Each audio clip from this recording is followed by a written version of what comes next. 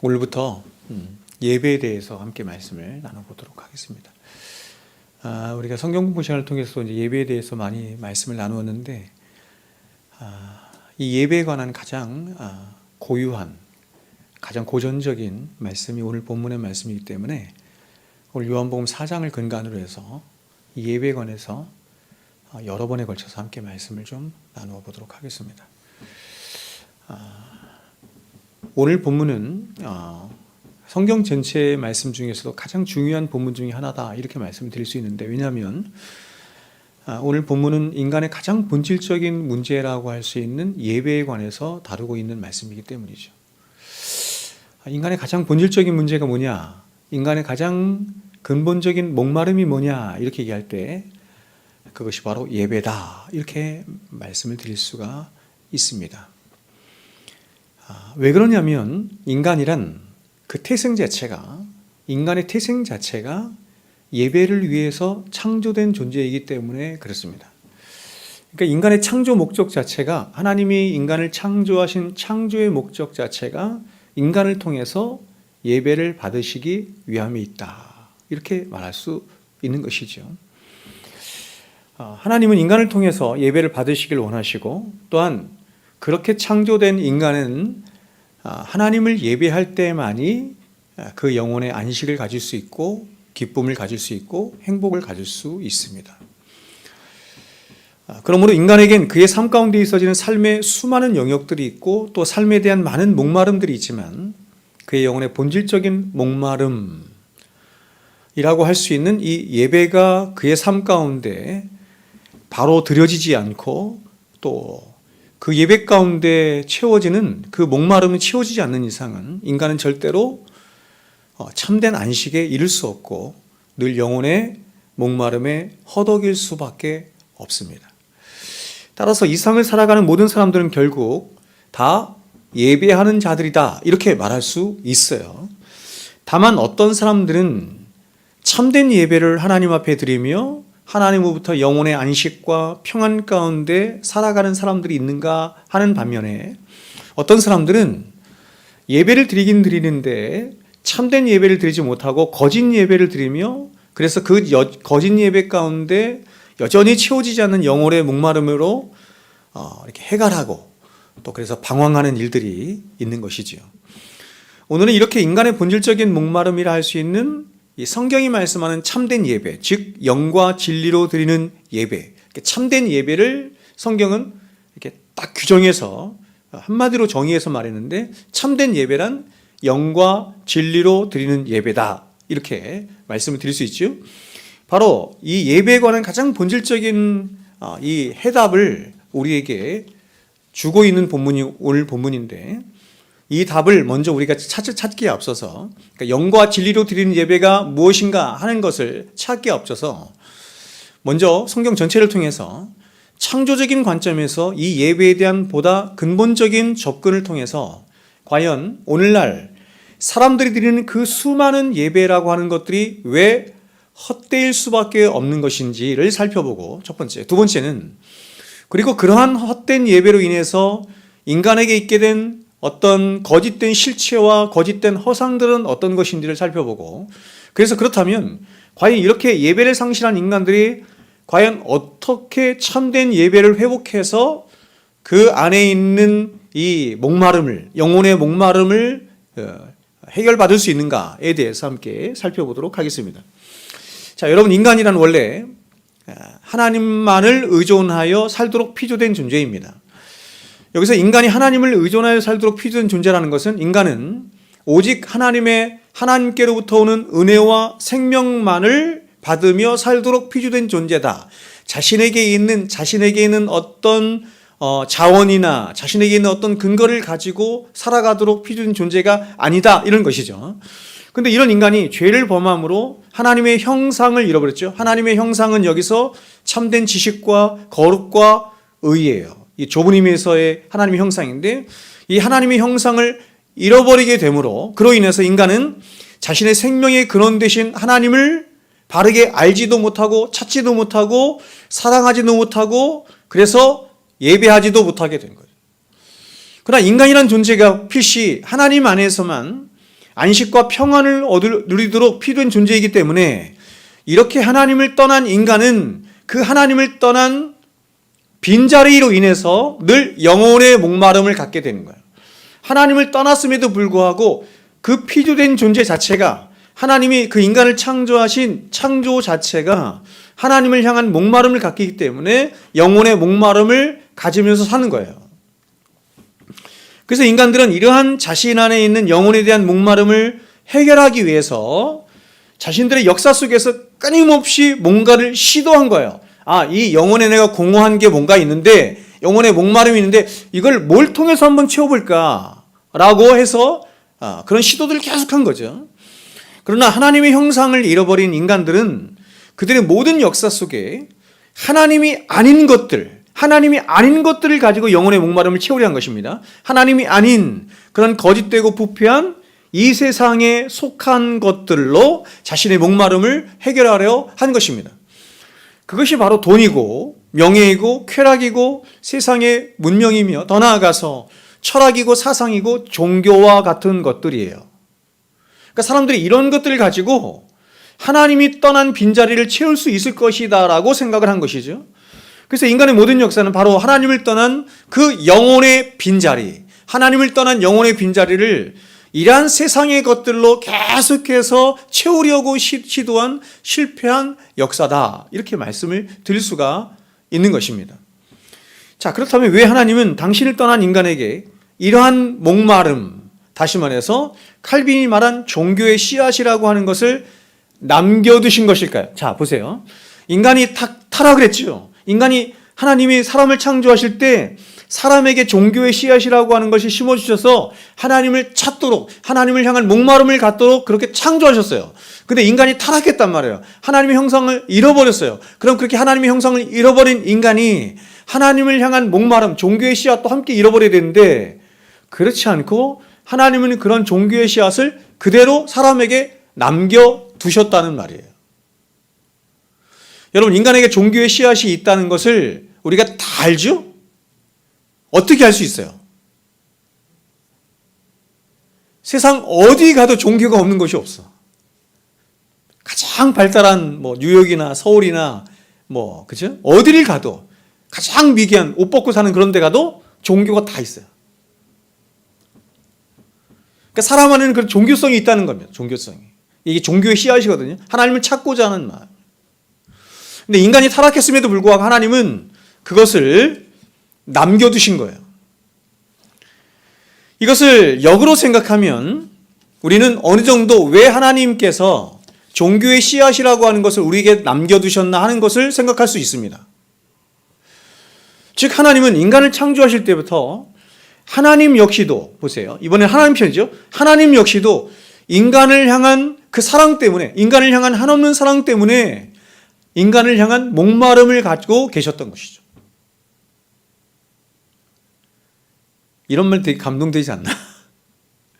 여러분, 우리만 하나님을 향한 목마름을 갖는 것이 아니라 하나님도 인간을 향한 목마름을 갖고 계시는 거예요. 사랑 때문에. 그래서 인간은 타락한 이후에도 자신 안에 끊임없이 타오르는 하나님에 대한 목마름을 보면서, 하나님에 대한 목마름이라는 것은 하나님을 자꾸 찾고자 하는 거잖아요. 그게 내 안에 있네, 내 안에 새겨져 있네, 이걸 확인하는 거 아닙니까? 여기서 우리는 뭘 할 수 있냐면, 내 안에는 과연 타락한 나도, 인간을 포기치 아니하시는 하나님의 사랑과 그 열심과 목마름이, 그 종교의 씨앗이 내 안에 새겨져 있구나 라고 하는 것을 깨닫게 되는 거죠. 하나님이 나를 얼마나 그리워하시고 나를 향한 얼마나 큰 목마름을 갖고 계시면, 얼마나 사랑하시면 내 안에 하나님을 찾도록 하는 종교의 씨앗을 콱 박아두셨단 말이에요. 이사야 49장 14절 15절 이렇게 말씀해요. 들어보세요. 오직 시온이 이르기를 여호와께서 나를 버리시며 주께서 나를 잊으셨다 하였거니와 여인이 어찌 그 젖 먹는 자식을 잊겠으며. 그렇죠? 사람들이 말하기를, 시온이 말하기를 이런다. 여호와께서 나를 버리시며 주께서 나를 잊으셨다, 이렇게 말한다는 거예요. 우리 그럴 때 있지 않습니까? 인생을 살다 보면 하나님이 나를 잊으신 것 같은, 시편 77편인가요? 거기서 말씀하는 것처럼 하나님이 나를 버리신 것 같은, 나를 잊으신 것 같은, 나를 구원하실 주의 손과 발이 어디로 갔습니까? 맞죠, 그렇죠? 그렇게 생각할 때 이렇게 말한다는 거예요. 여인이 어찌 그 젖 먹는 자식을 잊겠으며 자기 태에서 난 아들을 긍휼히 여기지 않겠느냐. 자, 인간을 유비로 해서 말하죠.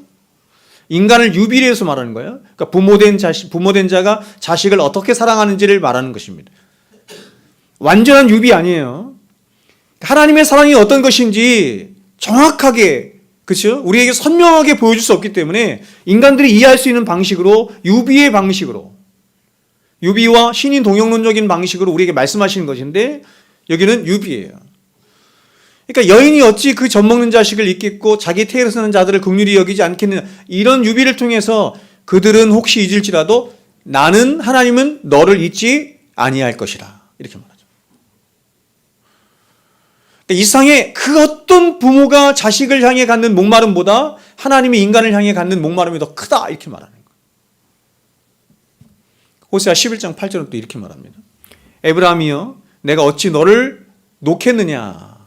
이스라엘이여 내가 어찌 너를 버리겠느냐. 내가 어찌 너를 아드마같이 놓겠느냐. 어찌 너를 스보임같이 두겠느냐. 내 마음이 내 속에서 돌이키어 나의 긍휼이 온전히 불붙듯 하도다. 이스라엘 백성들이 잊지 못해서 그들을 향한 그 긍휼과 그 사랑이 불붙듯 한다. 이렇게 말합니다.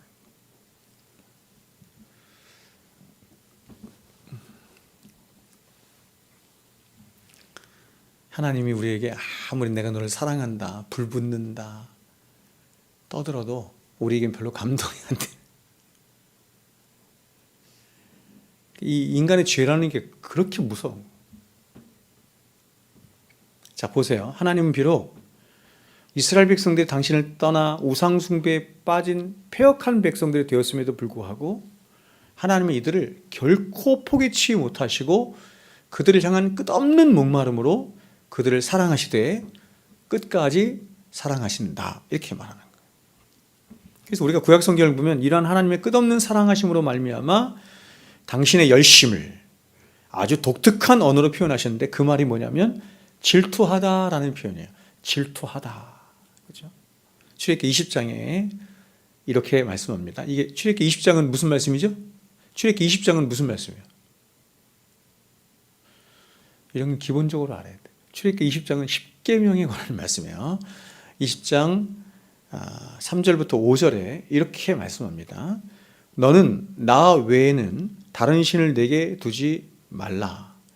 너를 위하여 새긴 우상을 만들지 말고 또 위로 하늘에 있는 것이나 아래로 땅에 있는 것이나 땅 아래 물속에 있는 어떤 형상도 만들지 말며. 몇 계명이에요? 몇 계명? 2계명. 그것들에게 절하지 말며 그것들을 섬기지 말라. 나 내 하나님 여호와는, 보세요, 왜 그러냐면 이유를 말하는 거예요. 질투하는 하나님인즉 나를 미워하는 자의 죄를 갚되 아버지로부터 아들에게까지 3, 4대까지 이르게 하거니와. 이렇게. 자, 여러분 보세요. 우리는 이 말씀에서 인간의 이성으로는 이해할 수 없는 한 단어를 보는데 그게 바로 질투한다는 것입니다. 질투하시는 하나님이라는 것입니다. 근데 누가 누구를 질투하냐면 창조주이신 하나님이 한낱 피조물이요 티끌이요 죄인에 불과한 인간을 향한 마음 때문에 질투하신다.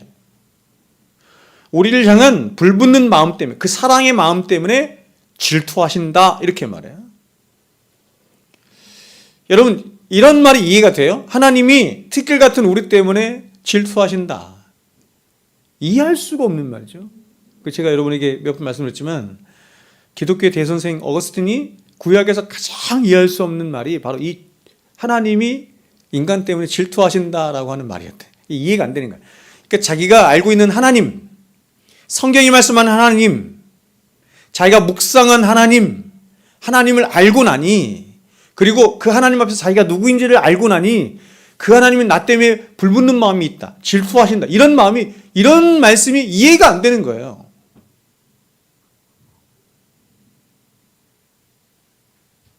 이해가 되세요? 이해가 된다면 타락한 거예요. 이해가 된다면 진짜 하나님의 사랑이 뭔지를 모르는 거예요. 여러분, 여기서 질투하다라고 번역된 단어가 히브리어로 타나거든요. 타나. 근데 이 단어를 70인역 성경은 이제 헬라어로 바꾼 거니까 히브리어를 뭐로 번역했냐면 젤러스로 번역했어요. 여러분, 젤러스가 무슨 뜻이에요? 영어로 젤러시가 뭐예요? 질투하다 이런 뜻이다. 근데 이 젤러스라는 단어가 신약으로 가면 뭐로 번역이 되냐면 질투한다 이렇게 번역이 되지 않고 열심 이렇게 번역이 돼요. 타나, 젤러스, 근데 우리나라 말로 번역을 했더니 뭐가 됐어요? 열심 이렇게 번역이 돼요. 요한복음 2장을 보면 이 단어가 등장을 하는데 성경은 이렇게 말씀해요. 제자들이 성경 말씀에 주의 전을 사모하는 열심히, 그렇죠? 주의 전을 사모하는 열심히, 이게 젤러스예요. 나를 삼키리라 한 것을 기억하더라. 그러므로 여러분, 성경에서 나오는 이 질투하는 하나님이라고 하는 표현은 뭐냐면 하나님 당신의 백성들을 향해서 열심을 내시는 하나님이다 이런 뜻이에요. 여러분, 한번 생각해 보세요. 우리가 일반적으로 생각할 때 질투라고 하는 것은 자신과 같은 본질을 가진 어떤 비교 대상이 있어야 질투가 가능해요. 그러니까 내가 사랑하는 어떤 사람이 나보다 다른 누군가를 더 사랑할 때 우리는 질투심을 갖게 되죠. 그렇다면 여러분, 하나님은 과연 누구를 질투하실까요? 같은 본질을 지닌 자가 누구이길래 과연 질투를 하실까요? 성경이 말하는 바알입니까? 아세라입니까? 아니면 석가모니입니까? 알라입니까? 그러나 여러분, 이러한 신들이 과연 있긴 한 것입니까? 하나님과 이렇게 비견할 만한 같은 류의 신입니까? 아닙니다. 여러분, 이런 신들은 없어요. 하나님은 천상천하에 오직 그분만이 지존하시고 유일하신 하나님이세요. 이 세상의 종교들이나 미신들에서 말하는 신이라고 하는 것은 결국 사람 자신들로부터 시작해서 사람들 스스로가 자신의 욕망을 채우기 위해서 스스로 만들어낸 허상이에요. 없는데 그냥 허상, 투영된 거예요. 인간들의 욕심이 투영된 거예요.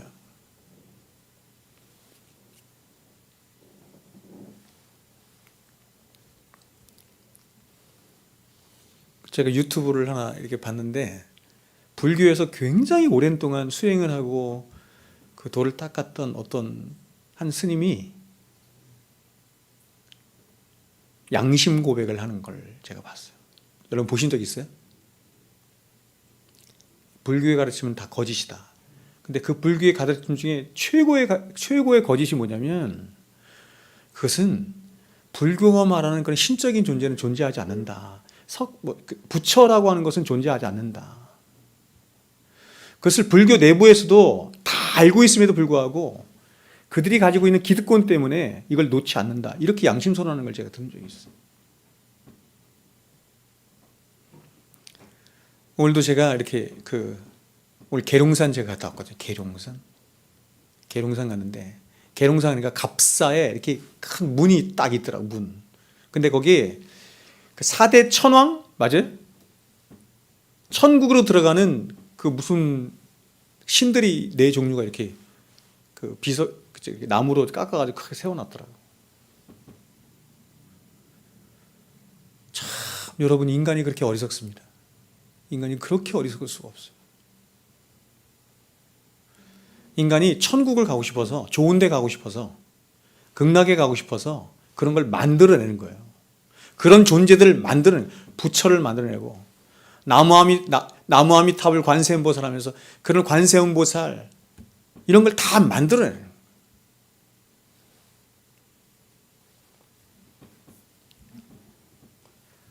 여러분, 신이라고 하는 신적인 존재는 없습니다. 신적인 존재는 전혀 존재하지 않는 허생할 뿐인데 사람들 안에 있는 자기중심성이라고 하는 죄와 그리고 아까 말씀드렸죠? 종교의 씨앗, 종교성이에요. 하나님을 찾고자 하는 것. 그러니까 하나님을 찾아야 되는데 그러면 하나님께로 가야 되는데 죄와 만났어. 우리의 선한 양심과 종교성이 만나면 하나님을 찾는데 선한 양심과 만나지 못하고 종교의 씨앗이 죄와 만난 거야. 그래서 뭘 찾아요? 헛된 우상을 만들어요. 이것들을 조종하는 실체가 있습니다. 그 실체를 뭐라 그래요? 진짜 존재하는 실체, 그게 마귀예요. 마귀가 하는 일이 뭐냐면 마귀는 바로 로마서 1장에서 이렇게 말합니다. 썩어지지 아니할 하나님의 영광을, 그러니까 오직 그분만 하나님이십니다. 이렇게 고백하고 그분만 예배하고 그분만 경배하고 그분의 영광만을 위해 살아야 할 피조물들에게 그 하나님의 영광을 이렇게 말하죠. 썩어질 사람과 금수와 버러지 형상의 우상으로 바꾸는 일을 사탄이 하도록 해서 마땅히 찬송과 영광을 받으실 하나님께 그 영광이 돌려지지 못하도록 하는 일을 하는 자가 사탄이에요. 마귀의 최고의 목적이 이거이기 때문에 세상 사람들은 말할 것도 없고 교회 안에서도 이 짓을 계속하는 거예요. 그래서 하나님을 믿는다고 하는 사람들이 그렇게 많이 우상 숭배를 하는 거예요. 수많은 교주들이 나타나고 정상적인 교회 안에서도 인본주의가 판을 치고 사람의 높임을 받는 일들이 얼마나 많이 있습니까? 그렇지 않아요? 기독교의 최대의 적은 공산주의가 아니에요. 기독교의 최대의 적은 공산주의가 아니에요. 기독교의 최대의 적은 뭐예요? 인본주의예요.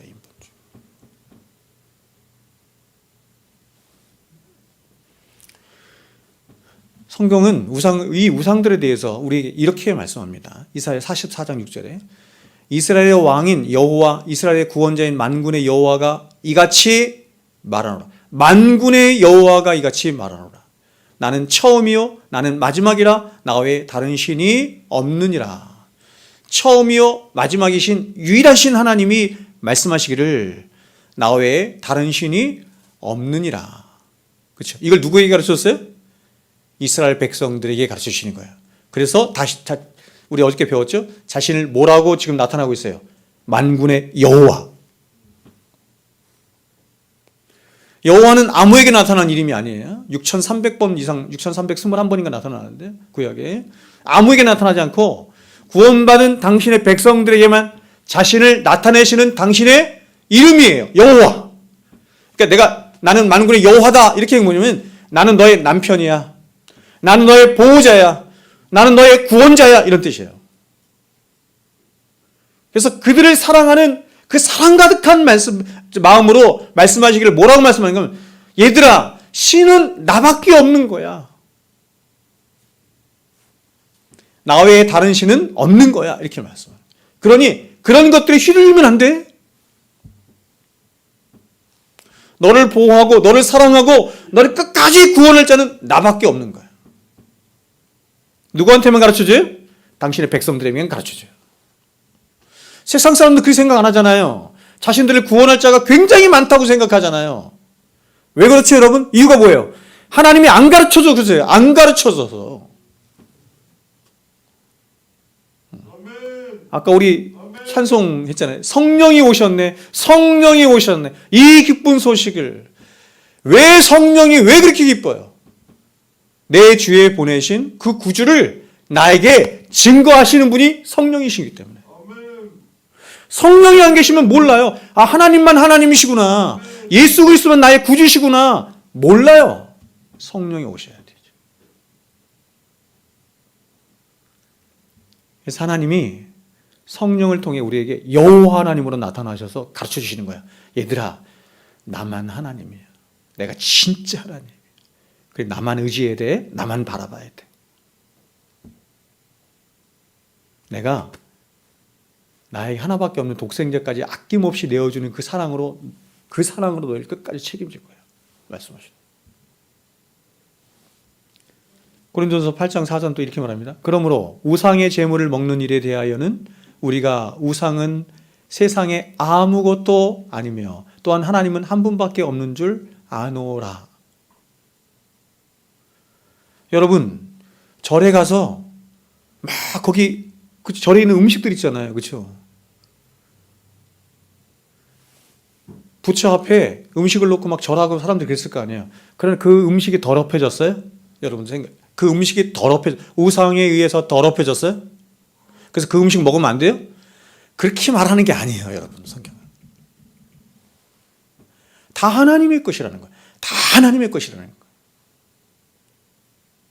그래서 고린도전서에서 우상에게 드린 제물을 먹어도 된다 이렇게 얘기하잖아요, 그죠? 그걸 어떻게 표현하냐면 시장에 있는 음식 이렇게 얘기했어요. 왜 그러냐면 그 당시에 모든 음식들은 우상에게 먼저 제사를 드리고 나서 그것을 시장에 와서 팔게 되어 있었기 때문에 그래요. 또 먹어도 된다는 거예요. 절에 가서 절밥 먹어도 된다. 그러나 사람이 너무 약하기 때문에 형제라고 하는 사람들 가운데, 교회 안에 있는 지체들 가운데 이걸 모르는 사람이 너무나 많기 때문에 자유함을 얻지 못해, 양심의 자유함을 얻지 못한 사람이 너무 많기 때문에 그런 사람들이 혹시 나의 그런 행동이나 그런 것들로 인해서 상처를 받고 시험을 받는다면 나는 죽을 때까지 뭘 먹지 않겠다? 그 우상에게 절한 제물, 고기를 먹지 않겠다 이렇게 말해요.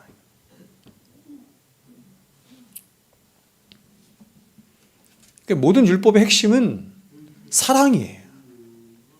이걸 지켰니? 이걸 지키지 않았니? 그걸 율법이라고 해요. 너 이거 지켰어? 너 잘하는구나. 너 이거 안 지켰어? 너가 하나님 앞에 잘못하는 건데? 이거를 이런 태도를 율법이라고 해요. 너 이거를 하나님 사랑으로 했어? 너 이걸 잘 행했는데 거긴 사랑이 없네? 성경이 말씀하고 싶은 게 이거예요. 신명기 6장 4절 이렇게 말하죠. 이스라엘아 들으라. 우리 하나님 여호와는 오직 유일하신 여호와시죠.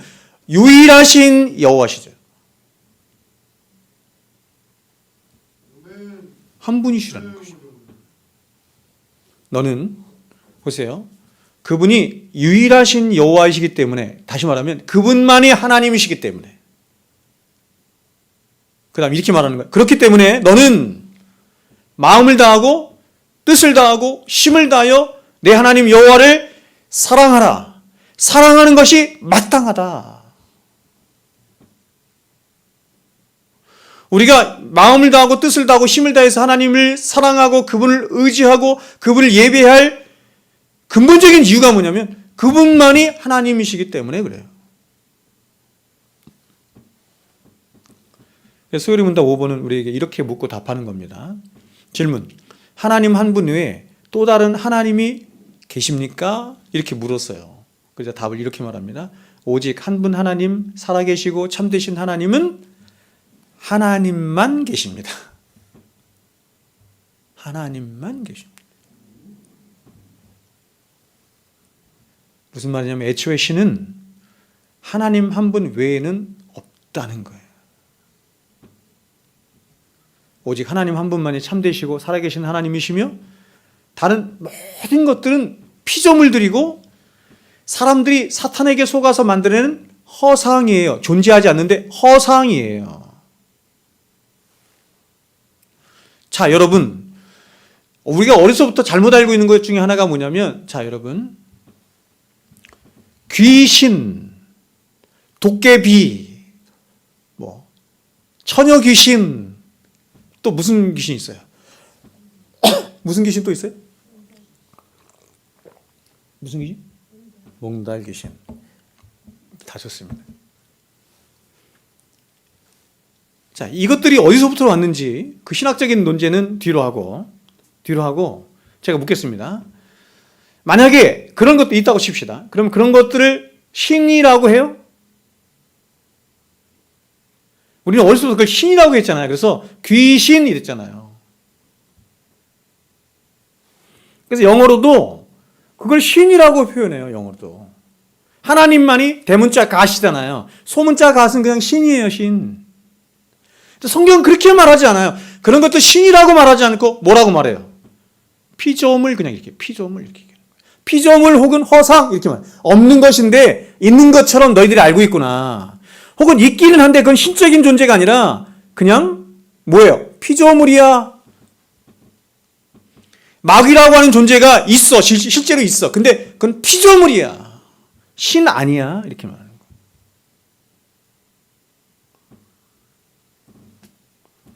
그래서 여러분, 하나님이 제가 늘 말씀드리지만 마귀하고 싸우시는 분이 아니에요. 싸우는 거는 뭐가 이게 돼야 싸우는 거 아니에요. 그죠? 싸울만 해야 싸우는 거 아니에요. 하나님은 마귀를 어떻게 하세요? 다스리시고 통치하시고 하시는 거예요.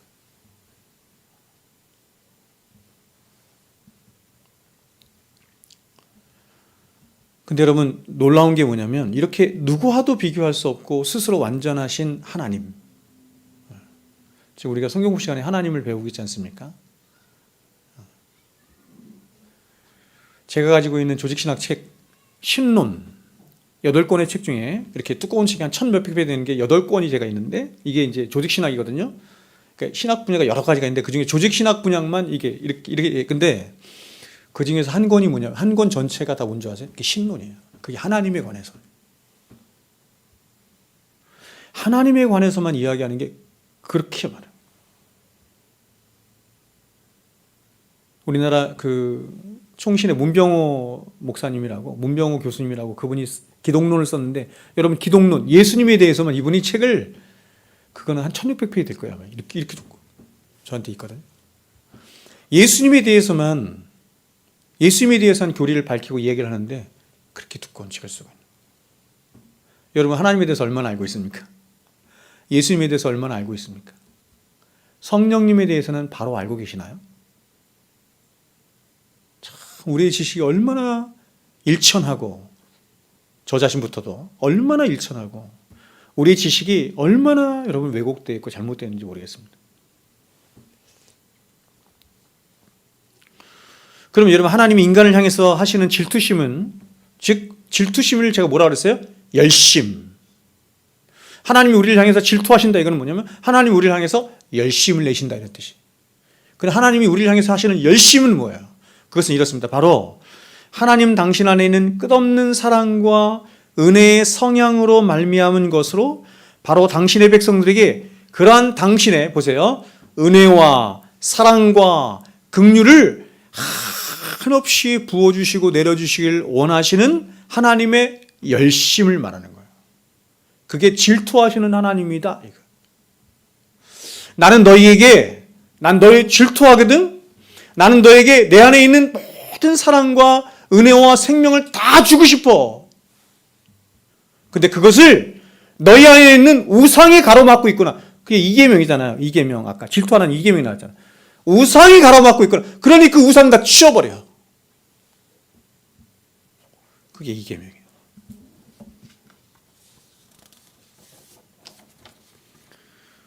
이처럼 하나님은 당신의 백성된 저와 여러분을 향한 그 끝없는 사랑과 은혜와 긍휼하심의 목마름을 갖고 계시는 거예요. 그래서 이러한 하나님의 열심으로 피조된 인간들 역시 하나님을 향한 한없는 목마름으로 하나님과의 절대 의존의 관계 가운데 하나님을 예배하며 살 때 그의 목마름은 해소될 수 있는 것이고, 하나님 역시 이러한 인간들이 당신과의 절대 의존의 관계 가운데 다시 돌아와서 하나님 당신의 열심으로 말미암은 그 은혜와 사랑 안에 살아갈 때 당신의 백성들을 향한 목마름 또한 해소되는 거예요. 그리고 그럴 때 하나님이 영광을 받으시는 것입니다.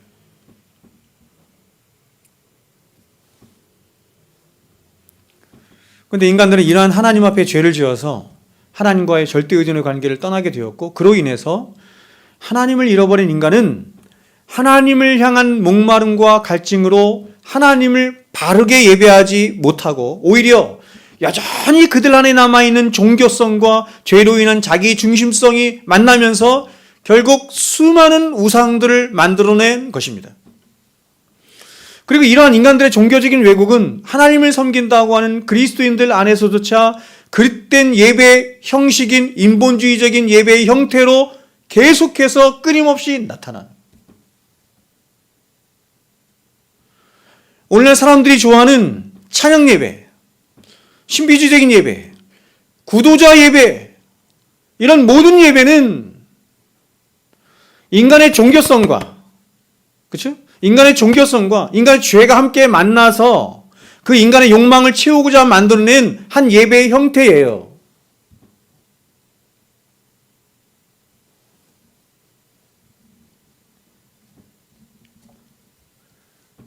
밖에 나가서 제가 이런 얘기하면 큰일 나겠지. 엄청 대들거든요. 왜냐면 대부분 다 이렇게 예배드리거든요, 지금. 그래서 오늘 본문의 이야기가, 그렇죠? 오늘 본문의 이야기가 이게 수가성령이, 그렇죠? 뭐냐면 내가 목마르니 나에게 물 좀 주겠느냐, 이 말씀을 시작하는 거예요. 주님께서 수가성령을 찾아오셔가지고 가장 먼저 예배에 관해서 이제 주님께서 말씀하시려고 하는 거거든요, 여기서. 예배에 관해서 이제 모든 인류에게 다 말씀하고 싶어 하는 이 예배에 관한 말씀을 하시기에 앞서서 가장 먼저 뭘 말씀하시면, 내가 목마르니 나에게 물 좀 달라, 이렇게 말씀하십니다. 이 말씀이 뭐냐면, 예수님이 우리 인간들의 인생에 대한 궁극적이고 본질적인 질문으로부터 시작해서 이 목마름을 해결할 수 있는 생수의 이야기로 그래서 발전되어 가는 것이고, 또 그 목마름을 채우지 못해 해결하는 어느 한 여인의 그릇되고 왜곡된, 그죠? 하나님을 떠난 인간들의 모든 왜곡된 행실을 이 여인을 통해서 보여주는 거죠. 과연 죄에 갇혀 살아가는 모든 인생들의 비참이 무엇인지를 고발해내는 것입니다. 사람들이 예배라고 하는 것을 막 드리는데 그 예배에서 참된 그 목마름의 해결을 갖지 못함으로 저렇게 여인처럼 해결하고 방황하고 하는 그 인간의 비참한 모습을 여인의 모습을 통해서 보여주는 거예요. 그리고 그러한 인간의 비참한 인생들이 과연 어떻게 그 목마름을 해결할 수 있는 것인지, 그것은 오직 이렇게 말하는 거죠.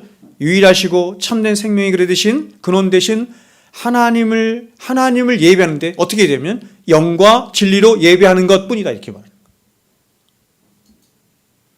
우리는 아직 영과 진리로 예배하는 게 뭔지 나가지도 않았어요. 그러니까 오늘 본문에서 예수님이 내가 목마르다 하시며 이 사건을 시작해 나가시는 것은 바로 당신의 백성들 향한 하나님의 목마름, 다시 말해서 당신의 백성들에게 당신의 은혜와 사랑을 한없이 부어주시기를 원하는 하나님 당신의 열심이 과연 어떤 것인지를 이 사건을 통해서 가장 먼저 드러내시는 거예요. 예배를 먼저 말씀하시기 전에 하나님이 우리를 향해서 가지신 그 목마름이 어떤 것인지를 먼저 말씀하시는 거예요. 누구를 통해서? 하나님의 대리자인 예수님을 통해서 말씀하시는, 그분이 하나님이시니까. 그러니까 예수님이 내가 목마르다 하신 것은 누가 목마르다고 하는 거예요? 하나님이 목마르다 하시는 거예요. 똑같아요. 내가 너희를 향해서 목마르다. 그럼 우리는 여기서 이 예수님의 목마름 혹은 당신의 백성을 향한 하나님의 목마름이자 열심이 결국 무엇을 통해서냐면 십자가 사건을 통해서 구현되어지고 나타남으로 역시나 하나님 당신을 향한 목마름을 가지고 있는 당신의 백성들에게 그 궁극적인 목마름이 해결된 그 구원의 길이 곧 열려지게 될 것을 예수님께서 이 사건을 통해서 암시하고 계시는 것이죠. 그리고 더 나아가서 하나님은 이렇게 십자가 사건을 통해 완성된 그 생수의 물을 당신이 준비하신 예배를 통해서 풍성하게 배설하심으로 바로 당신의 백성들을 향하신 하나님의 은혜와 사랑에 대한 열심과 갈증도, 그리고 하나님을 향한 당신의 백성들의 목마름과 갈증도 함께 영원토록 해소될 것임을 말씀하시는 것입니다. 그러니까 인간이 하나님을 향한 이 목마름이 있어요. 하나님도 인간을 향한 목마름이 있어요. 그 두 가지의 목마름이 함께 한 번에 해결되는 곳이 어디예요? 그게 십자가인 거예요. 그것이 십자가인 거예요.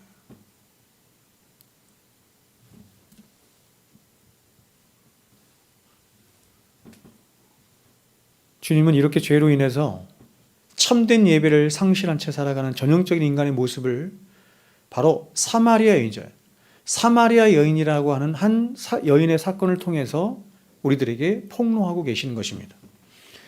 즉 목마름을 해소하기 위해서 생수를 길러온 한 여인의 모습, 그렇죠? 인간 안에 근본적인 목마름이 있는 것을 한 여인을 통해서 성경이 말씀하는 거예요. 그래서 바로 그 목마름을 해소하기 위해서 생수를 길러와요. 그러니까 인간의 열심을 말하는 거예요. 그리고 그러한 물을 아무리 마시고 또 마셔도 해갈되지 않아서 여전히 자신의 그 가란 목마름을 해결할 수 없어서 그것도 가장 뜨거운 12시 대낮에 의무를 찾을 수밖에 없는 여인의 실존을 또한 보여주시는 것이고, 그리고 무엇보다 남편을 6식이나 두었어도 그 목마름과 비참에서 한순간도 벗어날 수 없는 그 여인의 실체의 모습을 통해서 주인은 바로 온 인류가 직면해 있는 인류의 비참이 무엇이며, 또 그러한 그들의 목마름을 해결하기 위해서 그들 스스로가 취한 방법이 무엇인지 예수님은 적나라하게 이 사건을 통해서 우리에게 말씀하시는 것입니다.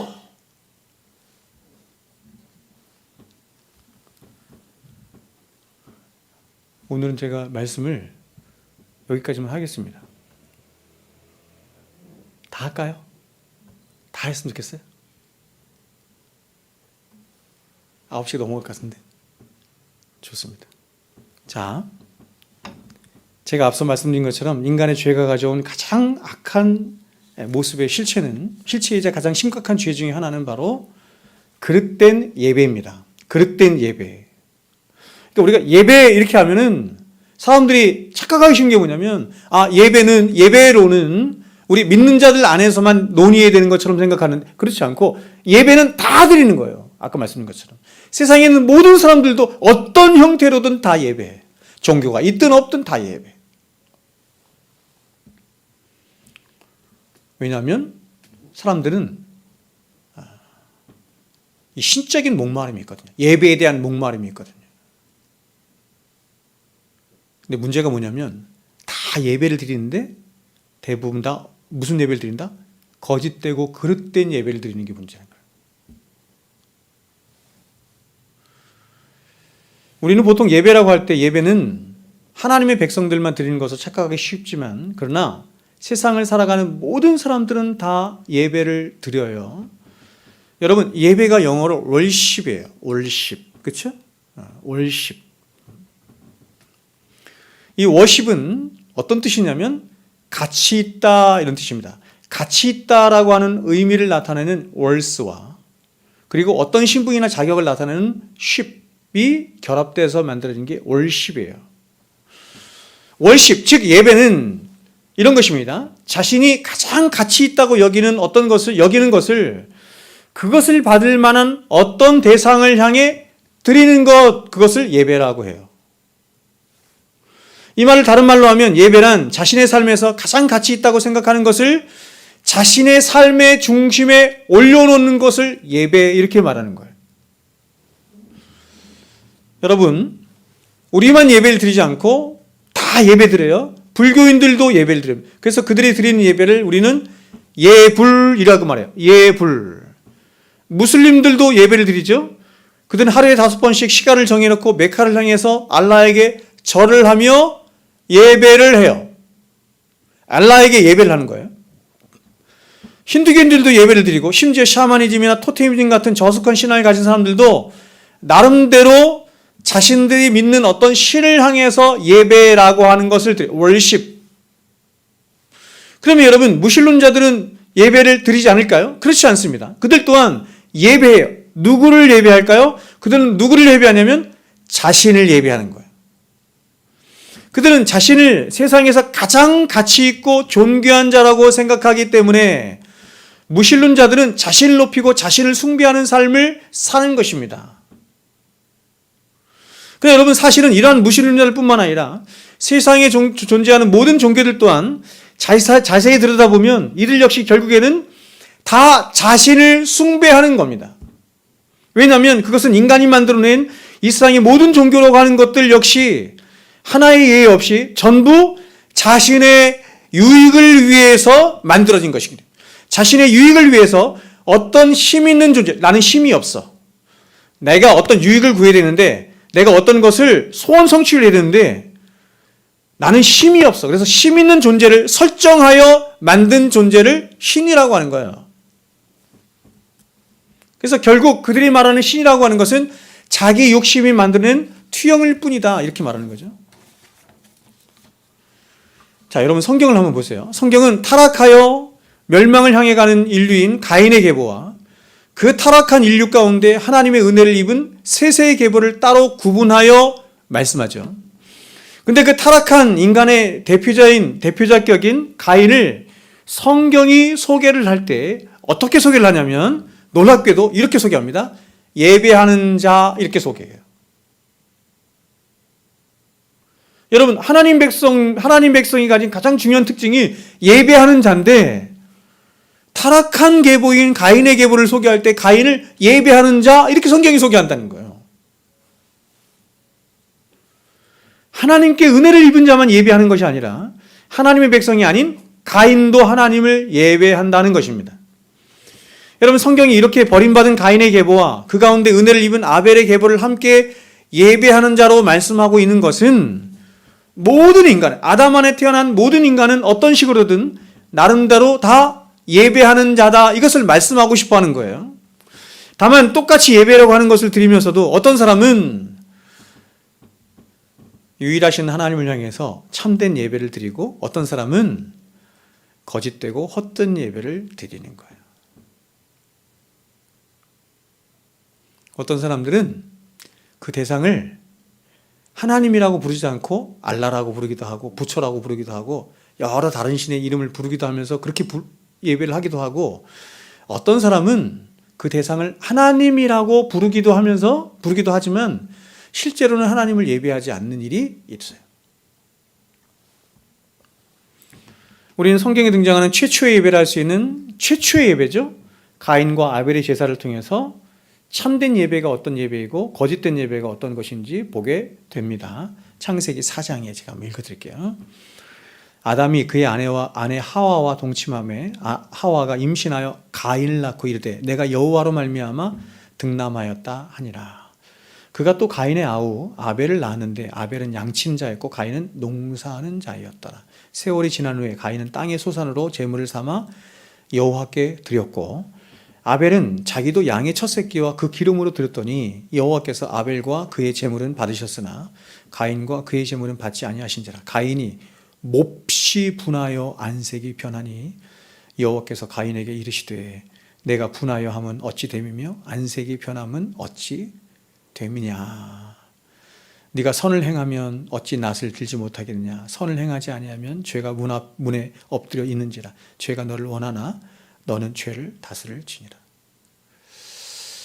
참 여러분, 이런 본문을 그냥 슥 지나가면 별게 안 보이는데 놀랍습니다. 여러분,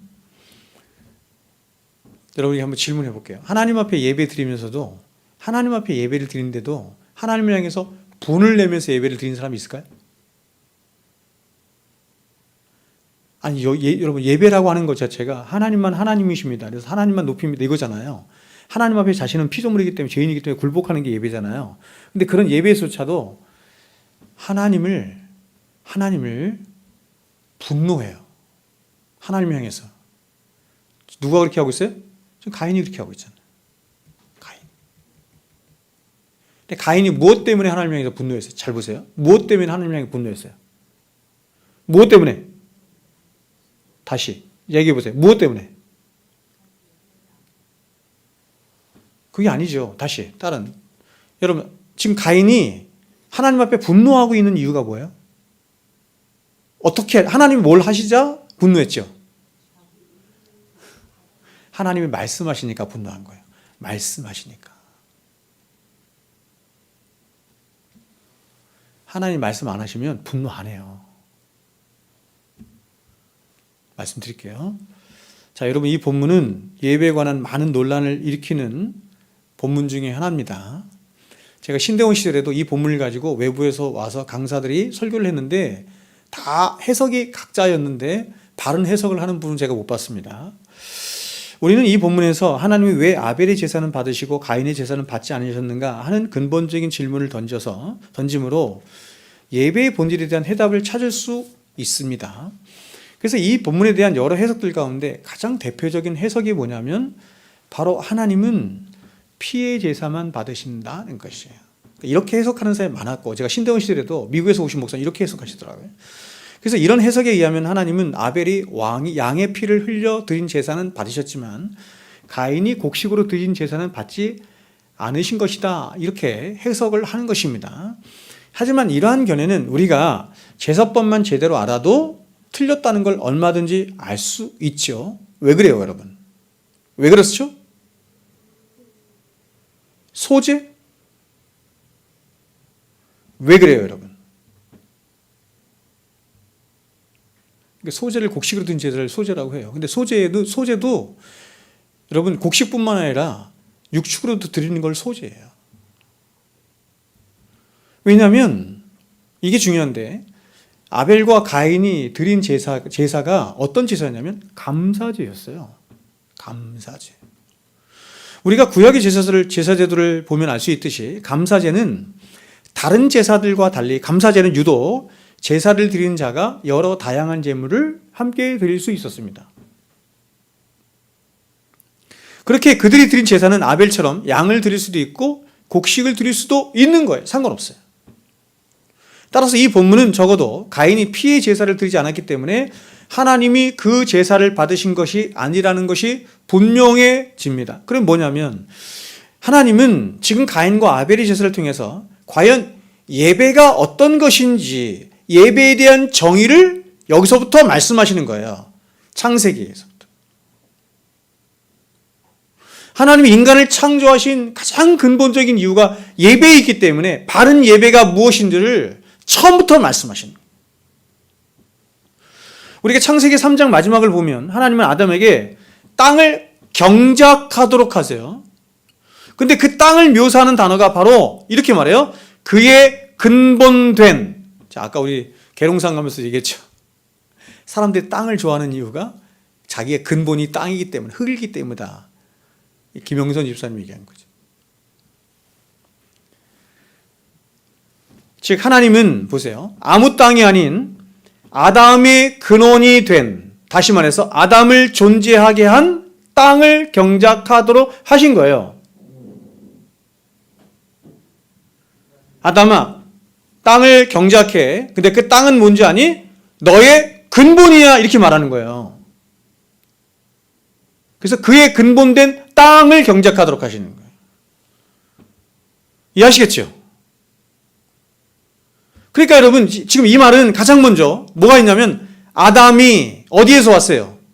아담이 사람이라는 말이 어디서 왔죠? 아다마에서 왔잖아요. 흙이라는 말이에요. 아다마는 흙이고 아담은 사람이잖아요. 사람은 아다마에서 온 거야. 그러면 하나님은 이렇게 땅으로부터 지음받은 아담이 자신의 근원된 땅을 경작할 때마다 뭘 생각하도록 하셨을까요? 자신의 흙됨을 생각하도록 하셨겠죠.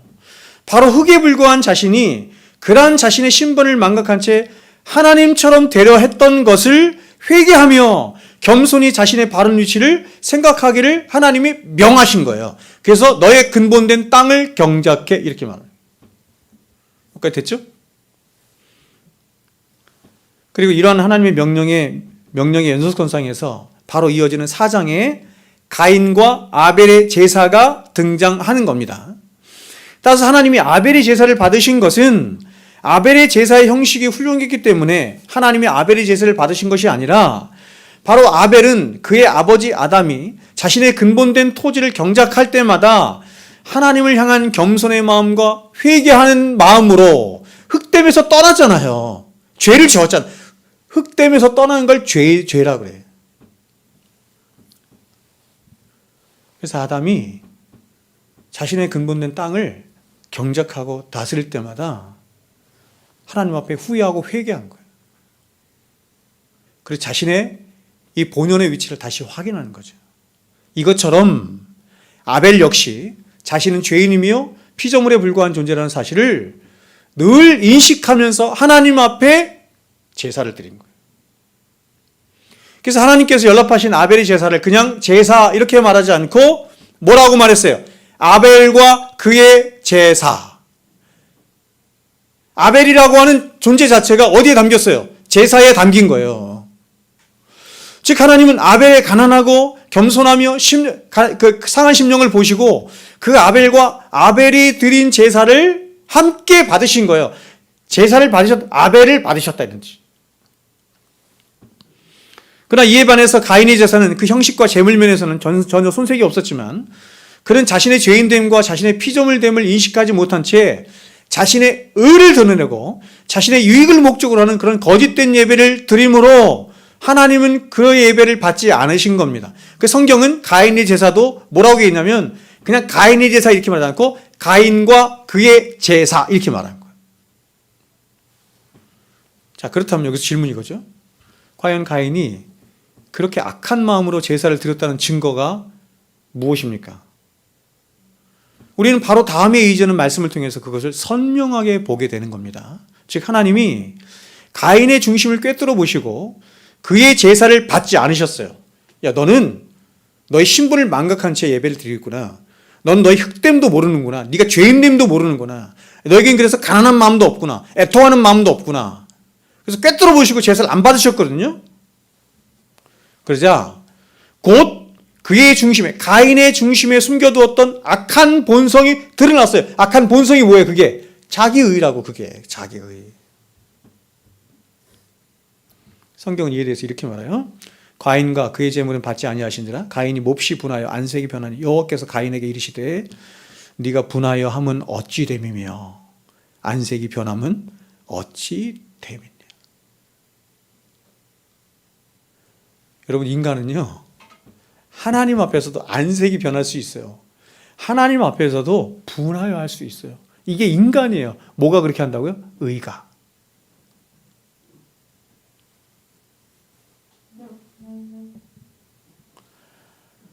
예배 시간에, 자, 지금 좀 다시 말씀드리겠지만 예배 시간에 목사가 설교를 좀 길게 해. 저처럼 뭐 저런 목사가 다 있어. 이전에 어떤 할아버지가 우리 주보 꾸겨가지고 내팽개치며 나갔잖아요. 기가 막힌 겁니다.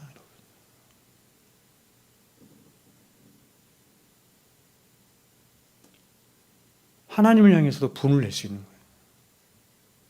하나님 왜 그렇게 말씀하세요? 하나님 왜 그렇게 말씀을 길게 하세요? 하나님 앞에 자신이 누구인지를 전혀 모르는 거예요. 하나님의 말씀이 전혀 뭔지를 모르는 거예요. 자, 여러분, 하나님이 받으시며 기뻐하신 예배의 기초는 저와 여러분의 상한 심령에 있어요. 그래서 다윗은 시편 51편 이렇게 말했죠. 하나님이 구하시는 제사는 상한 심령이라 하나님이여 상하고 통회하는 마음을 주께서 멸시하지 아니하시리이다. 하나님은 우리 자신의 죄인됨을 알고 피조물됨을 알아서 하나님 앞에서 심령의 가난함과 애통함으로 하나님의 은혜와 긍휼을 구하는 예배를 기쁨으로 받으신다는 것입니다. 따라서 이렇게 상한 심령으로 예배를 드리는 자에게 필연적으로 있어지는 게 뭐냐면 바로 하나님이 말씀하시는 그 말씀에 대한 바른 태도와 반응이에요. 당연하겠죠. 즉 상한 심령으로 예배를 드리는 자는 어떤 하나님의 말씀에도 그 말씀이 엄중한 하나님의 말씀인 줄 알아서 늘 겸손히 그 말씀을 들으며 그 말씀 앞에 자신의 마음을 찢고 통회해요. 하나님 백성이 아닌 자와 하나님 백성이 아닌 자를 나누는 가장 중요한 리트머스 용지가 뭔지 아세요? 하나님의 말씀이 선포될 때 그 말씀을 어떻게 듣느냐예요.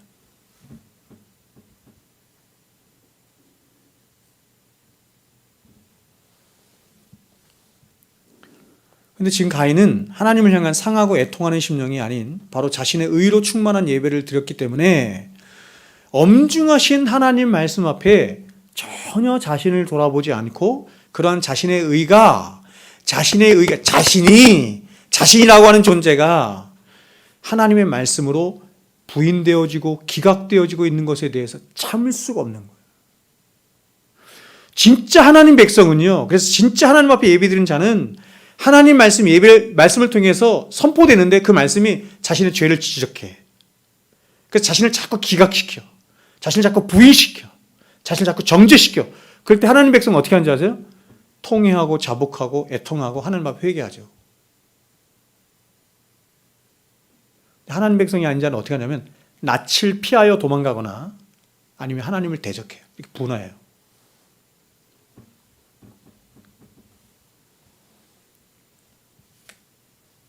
그래서 여러분, 이 가인이 하나님 말씀으로 인해서 하나님 말씀으로 자신의 의가 기각되는 것을 도저히 참을 수가 없어서 예배의 자리를 박차고 나왔을 뿐만 아니라 어떻게 했냐면 자신의 동생인 아벨까지 쳐 죽이는 거야. 참된 예배를 드린 자를 쳐 죽이는 거예요. 여러분 지금은 그런 일이 없을 거라고 생각하세요?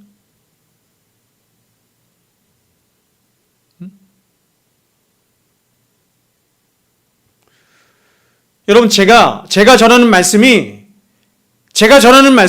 하나님의 말씀이 아니라고 한다면 저는 그럴 수 있어요. 그러나 제가 전하는 말씀이 하나님 말씀일지인데 누군가가 만약에 저는 뭐 수없이 당했지만 누군가가 만약에 와서 저에게 왜 당신은 그렇게 말씀 전합니까?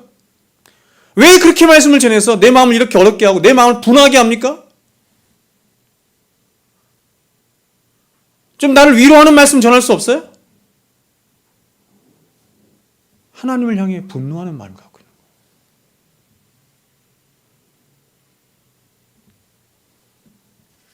이런 사람은 하나님도 죽일 수 있어요. 하나님도 죽일 수 있어요. 말씀을 부인하는 것은 하나님을 죽이는 거거든요. 똑같은 거거든요. 여러분 하나님이 인간을 창조하신 목적은 바로 하나님을 영화롭게 하도록 하는 데 있습니다. 그리고 그렇게 하나님을 영화롭게 하는 것의 핵심에는 예배가 있어요. 그러므로 죄로 인해 타락한 인간은 늘 가난한 마음과 상한 심령으로 피점을 대고 죄인된 자신의 위치를 지키며 창조도 되시고 구원자 되신 그 거룩하신 하나님 앞에 겸손히 서서 바로 예수 안에 발견되어지는 그 예수의 의, 하나님의 의로만, 다시 말해서 십자가의 사랑과 용서 안에 발견되어지는 하나님의 은혜 안에서만 오직 하나님을 예배해야 돼요. 오직 은혜로 예배해야 돼요. 오직 예수로 예배해야 돼요. 오직 믿음으로만 예배. 이게 그 뜻이에요. 그리고 그렇게 하나님을 예배할 때 하나님은 그렇게 예배드리는 인간을 통해서 영광을 받으시는 거예요. 그래서 여러분 제가 나중에 다시 말씀드리겠지만 왜 하나님이 영과 진리로 예배드리자라고 하냐면 영과 진리 예배가 이 예배이기 때문이에요. 영과 진리 예배가 상한 심령으로 예배드려서 오직 예수로만 드려지는 예배. 내가 의지할 것은 예수밖에 없습니다. 오직 은혜밖에 없습니다. 이 예배가 영과 진리 예배거든요. 그 예배만 받으신다.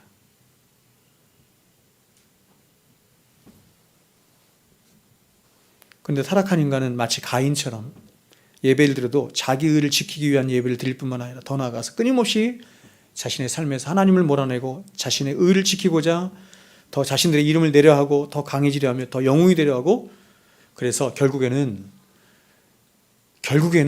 이 가인의 계보가 어디까지 가는가 하면 창세기 11장에 가서 바벨탑을 쌓는 거예요. 바벨탑. 그러므로 여러분 예배라고 해서 다 예배가 아닌 것입니다.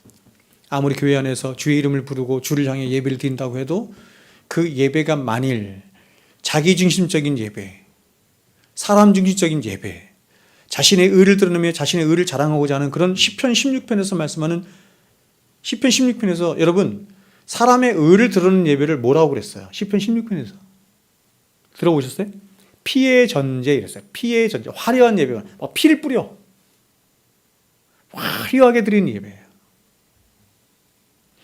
오늘날 예배가 얼마나 화려합니까? 그렇죠? 여러분 이 화려한 예배의 선두주자가 누구냐면 캐톨릭이에요. 그래서 캐톨릭은 말씀이 없고 다 뭐냐면 계속 순서야. 계속 순서. 예전 중심의 예배죠. 근데 오늘날 예배가 다 그걸 따라가고 있어요. 그래서 그런 카톨릭 예배를 멈추고 예수 중심의 예배, 말씀 중심의 예배를 종교개혁자도 회복한 건데 지금 다시 그걸로 가는 거야. 다시. 사람 중심의 예배로. 화려한 예배로. 예배 별게 다 등장해. 별걸 다 해.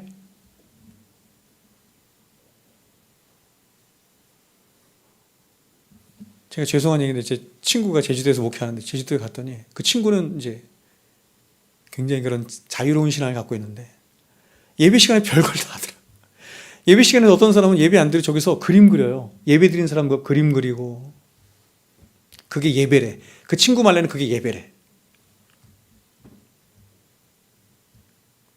사람들이 예배 때 예배를 통해서 감동만 받을 수 있다고 한다면, 사람들의 마음에 고양되고 좋을 수만 있다고 한다면 뭐든지 다 오케이. 그걸 피해 전제라고 해요.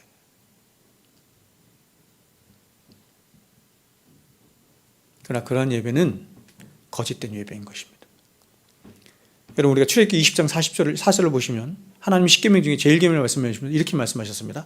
너는 나 외에 다른 신들을 내게 두지 말라. 너를 위하여 새긴 우상을 만들지 말며. 또 출애굽기 32장 1절을 보시면 백성이 모세가 산에서 내려옴을 더딤을 보고 모여 아론에게 이르러 가로되 우리를 인도할 신을 우리를 위하여 만들라. 자, 여러분, 이 두 구절에서 핵심이 뭔지 아세요? 지금 신에 대해서 얘기하는데 핵심이 뭐냐면 두 가지인데 이거예요. 너를 위하여와 우리를 위하여예요. 다시 읽어드릴게요.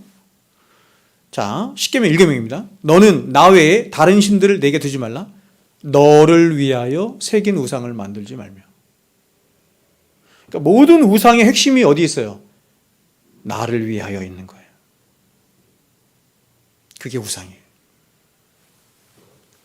출애굽기 32장 1절. 백성이 모세가 산에서 내려옴이 더디움을 보고 모여 아론에게 이르되, 보세요. 우리를 인도할 신을 우리를 위하여 만들라. 여러분, 기독교는 하나님이 인간을 위하여 있는 종교가 아니에요. 세상에 있는 모든 종교는 인간을 위하여 종교가 존재해. 그러나 기독교만은 그래서 배척당하는 거지.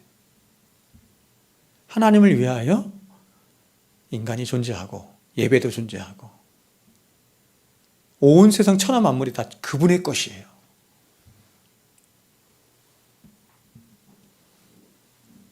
그러므로 여러분, 혹시 하나님을 예배하는 자리고 기도하는 자리고 말씀을 전하는 자리며 온갖 능력과 선을 행하는 자리를 할지라도, 또 아무리 사람들이 입술로 주여 주여 하며 주님을 부르는 자리를 할지라도 그 자리가 주를 위한 자리가 아니라 우리를 위한 자리라고 한다면 그것을 예배라고 하지 않는다.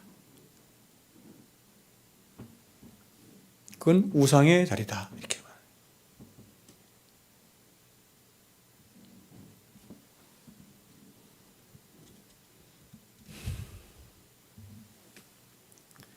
여러분, 인간의 죄가 벗어낸 자기중심성이라고 하는 것은 정말 무서운 죄입니다. 왜냐하면 너무나 많은 사람들이 자기중심적으로 예배하고 자기중심성 안에 기도하며 자기중심적으로 봉사하고 자기중심성으로 신앙하기 때문이에요. 그러나 여러분, 이렇게 하는 것은 신앙이 아니에요. 왜냐하면 이렇게 하는 것은 우리 자신을 위하여 종교를 이용하는 것 외에 아무것도 아니기 때문에 그렇습니다.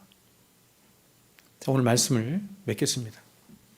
자, 여러분, 오늘은 이거 배운 거예요. 참된 예배의 가장 중요한 기초가 뭐다? 참된 예배의 가장 중요한 기초가 뭐다? 자, 오늘 예수님께서 찾아오셔서 내가 목마르다 이렇게 말씀하셨죠? 목마름에 대해서 말씀하시죠? 그 목마름을 채울 수 있는 예배의 기초가 뭐예요? 상한 심령이다. 이거 말합니다. 상한 심령.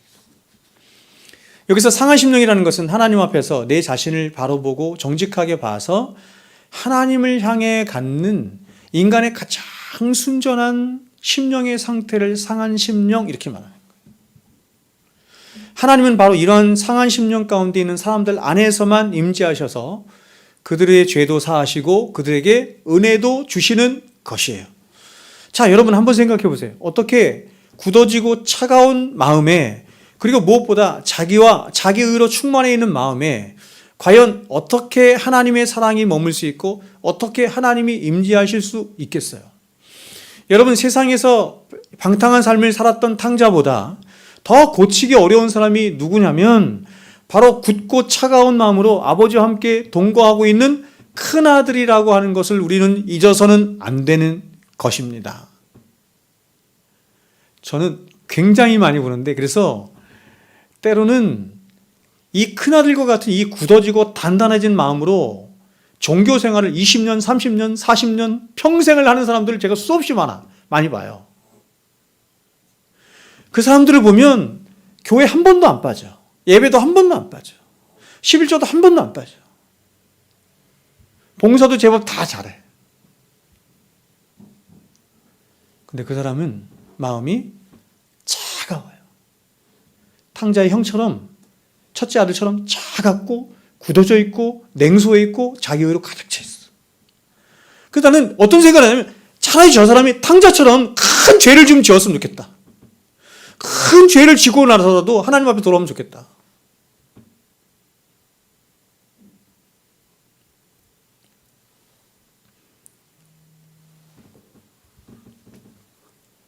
교회 안에 진짜 무서운 사람이 이 큰아들인가, 큰아들. 이 사람은 비록 아버지 곁을 떠난 적이 한 번도 없는, 그래서 마치 교회 안에서 가장 모범적인 삶을 사는 사람 같지만 그의 마음과 영혼은 늘 아버지 집 밖에서 배회해. 몸은 안에 있는데 늘 밖에서 배회하며 한 번도 아버지와 함께 하고 있지 못한 것입니다. 왜냐하면 그것은 신앙이란 절대로 종교적인 이력이나 경력을 쌓는 것이 아니기 때문에 그래요. 장로가 무슨 소용이 있어요? 목사가 무슨 소용이 있냐고. 집사가 무슨 소용이 있냐고. 20년, 30년 앉아있으면 뭐하냐고. 성경이 말씀하는 신앙의 핵심은 사랑이에요. 사랑. 하나님을 사랑하고 이웃을 사랑하게 되는 것. 그러니까 여러분, 이 마음이 메마르지 않도록 까지막히 하나님 앞에 나가서 몸부림치고 부르짖고 그분을 부르고 찾고 십자가 앞에 나아가. 그래서 여러분, 이러한 사랑을 가능케 하는 핵심이 뭐냐면, 그래서 하나님 앞에 바로 예배를 드리도록 하는 핵심이 뭐냐면 상한 심령인 거예요. 그래서 예레미야에서 말한 것처럼, 자문에서 말한 것처럼 무릇 지킬 만한 것보다 내 마음을 지키라. 생명의 근원이 이에서 남이니라. 여러분, 우리의 마음이, 우리의 중심이 굳어지지 않도록, 차가워지지 않도록 늘 하나님의 말씀을 겸손한 마음으로, 온유한 마음으로, 애통하는 마음으로 들을 수 있는 그런 상한 심령을 항상 유지할 수 있도록 더 십자가 앞에 나아가 그 하나님 앞에 구하시고 매달리시고, 그래서 저와 여러분의 삶에, 평생의 삶에 절대로 눈물이 마르는 일이 없도록 그럴 수 있기를 주의 이름으로 축원드립니다. 기도하겠습니다. 아멘.